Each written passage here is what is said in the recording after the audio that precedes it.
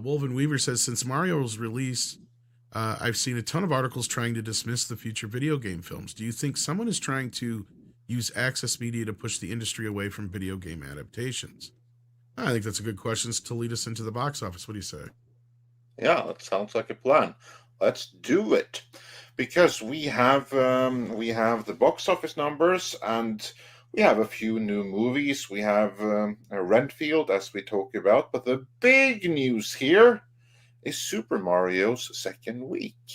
So, Cultured, do you have the numbers? Can you give us a brief analysis of what's happening at the box office? Well, we had a huge weekend for Mario once again.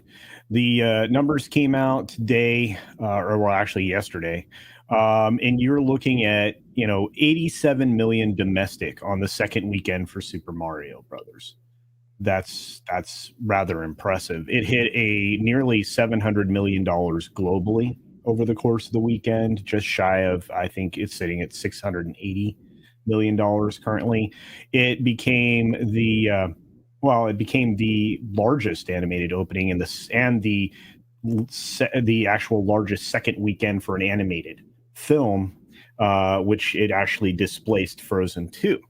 It did very, very, very well. It's still in 4,371 locations. And it had a huge weekend. Look at that per theater average. That's a really important number. $19,904. There's nothing comparable on this list. It's very impressive. And here's the funny thing. If you look at it, and you go down the list here, you have John Wick still in third place after being in theaters for a while now. And it's, the fourth weekend? And you have Air, which came in at just under it, which, again, it's not really having the kind of performance that you would expect. And then Dungeons & Dragons slipped below Renfield, which, again, had a very dismal opening at 7.7 million. But Dungeons & Dragons is in big trouble with a total gross of 74 million. I guess I was wrong about The Pope's Exorcist. I thought that opened last weekend for some reason. No, this was opening weekend. So nobody corrected me earlier. Well, all right. Yeah, that's what I thought that it was this weekend. So Air grabbed in one weekend what Dungeons & Dragons Cume is? Half of it, practically? It's made 74 million so far, it looks like.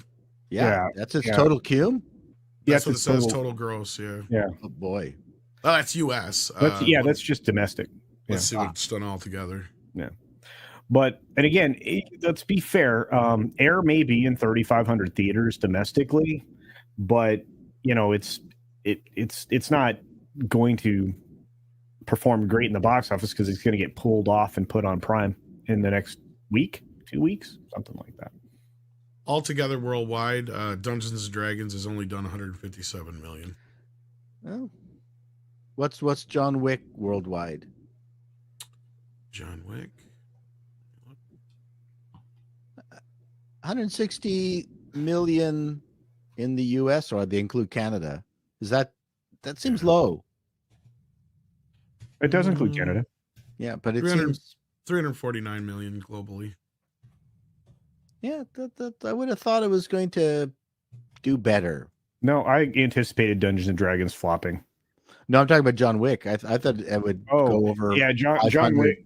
Yeah, John Wick. If it had released a week earlier, probably would have done much better.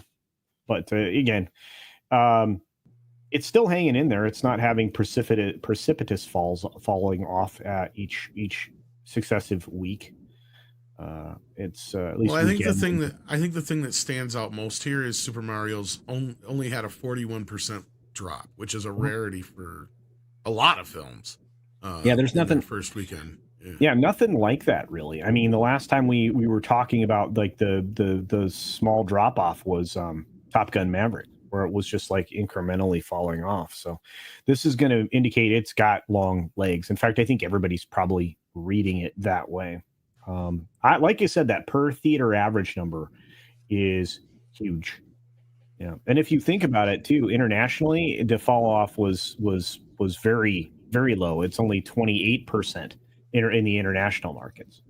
So it fell off 41% domestically, but it only fell off 28% in the 71 global markets it's in. That's impressive. So it did really well. But Mexico's loving this film. It earned $52 million in Mexico alone. So yeah, it's doing rather well. Like I said, the numbers speak for themselves on all the rest of these films. There's just nothing that has the mass appeal, and that's the tale of the box office right now. We were just talking about, films that are falling off or not getting the kind of attention that you would have expected, including Wick and of course Dungeons and Dragons. But to me, it's all about what has the broadest appeal, and that's that's the lesson Hollywood needs to learn. Get away from the soliloquies, the sermons, whatever you want to call it, and get away from agenda. Forget about the soliloquies. I just hate the speeches. Okay. Ooh. I wish there was a French word for soliloquy. That's all. Yeah. Yeah. So that's my take on the box office. I'm looking at it. Yeah, I always want to compare apples to apples. With recent Universal releases, I think Super Mario Brothers will not only overperform, obviously, the most recent Minions Rise of Gru film, which we know for sure because it's going to probably run by the next weekend. This thing, because it's going to open in Japan to about $100 million, is my prediction. You're going to see this thing go 1.2 to 1.4 billion. I would say overall in its earnings. I think it could possibly displace completely Frozen 2 of 2019.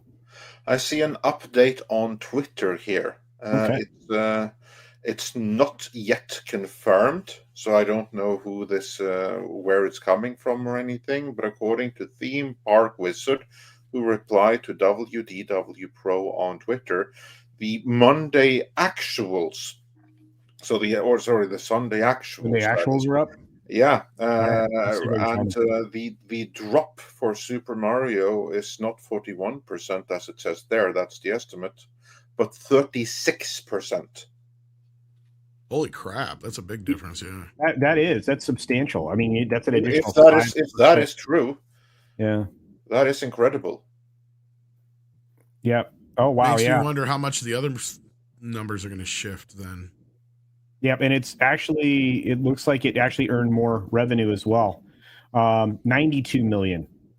That would be consistent with like a 37 as opposed to 41. That's a pretty big discrepancy compared to what they're usually with. Yeah. What's amazing, again, these numbers are big because, like I said, this is the highest grossing second usually weekend. They're two tops me usually off. This is like 5 million. But remember what I said last week when we spoke about the box office, about why would they lie about, or why would they not give the most updated figures? Oh, because they want the actuals to come in even higher than the highest of estimates. Yeah. And now when the actuals are in, they're going to get the headline, "We thought it was 87, which was amazing, or would have been amazing. Turns out it was actually more than 90, so it's even more impressive." Again, this is what the MCU used to do. Estimates would go up and up and up over the course of the weekend, and then the actuals would be higher than even that. Yep. What's amazing is that this is weekend 2, so this indicates that the legs are amazing on this thing. Well, and they're also reporting in this Variety article, which also has those numbers, that it actually has crossed 700 million globally. Yeah. So that says a lot. That means the international numbers were not quite all in either. And it still hasn't opened in Japan and South Korea, which are going to be the two single biggest international markets right there. I mean, those two are going to gross more than any other individual international market, including the UK.